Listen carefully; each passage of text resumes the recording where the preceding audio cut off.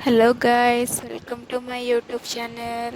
मुझे भुवनेश्वर मोर गोटे एग्जाम भाई बसना प्रिपेयर होलु से मॉर्निंग रे पुणी बाहर से स्कूल को मो एग्जाम सेंटर को मिसिकिना रेडी हेलु। पुणी मो दादा नहीं कि मत एग्जाम सेंटर रे छाड़िले।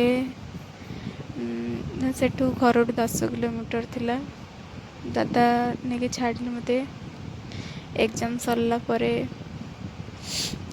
ମୁଁ ପୁଣି ଆସିଲି, ଦାଦାଙ୍କୁ ୱେଟ୍ କଲି ଦାଦା ଗାଡ଼ି ନେଇକି ଆସିବେ ବୋଲି। ପୁଣି ଏଗ୍ଜାମ୍ ସାରିକି ଆସିକି ପୁଣି ମେଡ଼ିକାଲ୍ ଗଲୁ। ମେଡ଼ିକାଲ୍ ଟିକେ ଚେକଅପ୍ କରିବାର ଥିଲା, ମୋର ନାକ ଟିକେ ପ୍ରୋବ୍ଲେମ୍ ଅଛି ବୋଲି। ଦେଖନ୍ତୁ, ଇଏ ହେଲା ଆମ ହସ୍ପିଟାଲକୁ ଗଲୁ ଚେକଅପ୍ ପାଇଁ। କିଟ୍ ହସ୍ପିଟାଲ ଭୁବନେଶ୍ୱରର ଦେଖନ୍ତୁ। ଚେକଅପ୍ କରିଲୁ, ମାନେ ଲାଇନ୍ ଲଗେଇଲୁ, କାର୍ଡ଼ ବନେଇଲୁ, ଡକ୍ଟରଙ୍କୁ ଦେଖେଇଲୁ। କ'ଣ କରିବା କୁହନ୍ତୁ? ଦୁଃଖର ବିଷୟ କି ମୋର ନାକଟା ଅପରେସନ୍ ହେବ।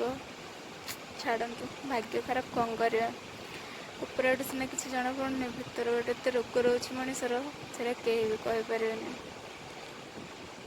ଏପଟ ସେପଟ ହେଇକିନା ପୁରା ମୁଣ୍ଡ ଖରାପ ହେଇଗଲା ସେ ହସ୍ପିଟାଲ ଭିତରେ। ହସ୍ପିଟାଲରୁ ପୁଣି ବାହାରିବୁ ମେଡ଼ିସିନ୍ ଦେଖିକିନା ବାହାରିକି ବସିଛୁ ଜଗିକିନା ଦାଦା ଆସିବେ ବୋଲି। ଦାଦା ଆସିଲେ ଯିବୁ। ଦାଦାଙ୍କର ଅଟୋ ଦାଦା ନେଇକି ଆସିଲେ, ଯିବୁ ପୁଣି ଘରକୁ। ବସିଲୁ। ପୁଣି ତା ପରଦିନ ପୁଣି ଟିକେ କାମ ଥିଲା, ମେଡ଼ିକାଲ କାମ ଥିଲା, ଏମିତି ସାରିକି ବାହାରିବୁ ଗାଁକୁ।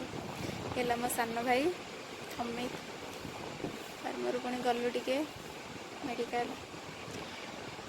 ଦେଖନ୍ତୁ, ମୁଁ ଏବେ ପଳାଉଛି। ମୋ ଆଣ୍ଟି ଆଉ ଜଣେ ଆଣ୍ଟି, ମୋ ଆଣ୍ଟି ଘର ସାମ୍ନା, ସେମାନେ ଦୁଇ ଜଣ ମୋତେ ପୁରା ଛାଡ଼ିବାକୁ ଆସିଥିଲେ।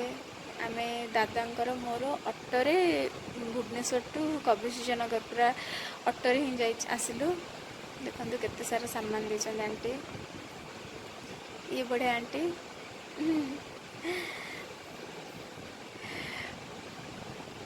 ପୁରା ଛାଡ଼ିବାକୁ ଆସିଛନ୍ତି ପାଖକୁ ମୋତେ ଆଉ ଦାଦାଙ୍କୁ। କାହିଁକିନା ଦୁଇ ଜଣ ଯିବୁ ଭୁବନେଶ୍ୱରରୁ। ପୁରା ମୋ ସାନ ଭାଇ କାନ୍ଦୁଥିଲା ଯିବ ବୋଲି, ଗାଁକୁ ଆସିବ ବୋଲି, ତାକୁ ଆଣିଲେନି ବୋଲି ସେ ଏମିତି ପଳେଇ ଆସିଲାଣି ଦୌଡ଼ି ଦୌଡ଼ି।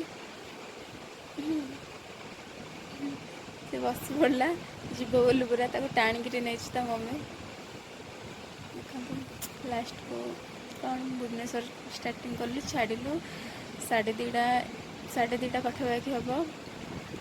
ବହୁତ ଟାଇମ୍ ଲାଗିଲା ଆମକୁ। ପୁରା 7:30 ହେଇଗଲା ଗାଁ ପହଞ୍ଚିଲା ବେଳକୁ।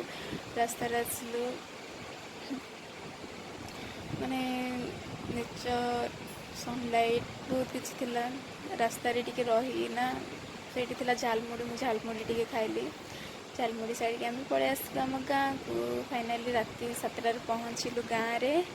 ମୋ ସାନ ଭଉଣୀ ପୁରା ୱେଟ୍ କରିଛି ଆମକୁ, ବାର ଫୋନ୍ କରିକିନା।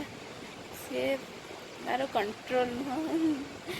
ଦେଖନ୍ତୁ ମୋ ସାନ ଭଉଣୀକୁ ପୁରା ଆମେ ଆସୁ ଆସୁ ଗାଡ଼ିରେ ବସି ପଡ଼ିଲା, ଘର ପର୍ଯ୍ୟନ୍ତ ଯିବା ପାଇଁ ୱେଟ୍ କଲାନି। ପୁଣି ଘରେ ପହଞ୍ଚିକିନା ଟିକେ ଫ୍ରେଶ୍ ହେଲୁ। ଫ୍ରେଶ୍ ହେଇସାରିଲା ପରେ କ'ଣ ଶୋଇପଡ଼ିଲୁ। ଚ୍ୟାନେଲ୍ଟିକୁ ସବସ୍କ୍ରାଇବ୍ କରିଦେବେ, ଲାଇକ୍ କରିଦେବେ, ସେୟାର କରିଦେବେ। Thank you.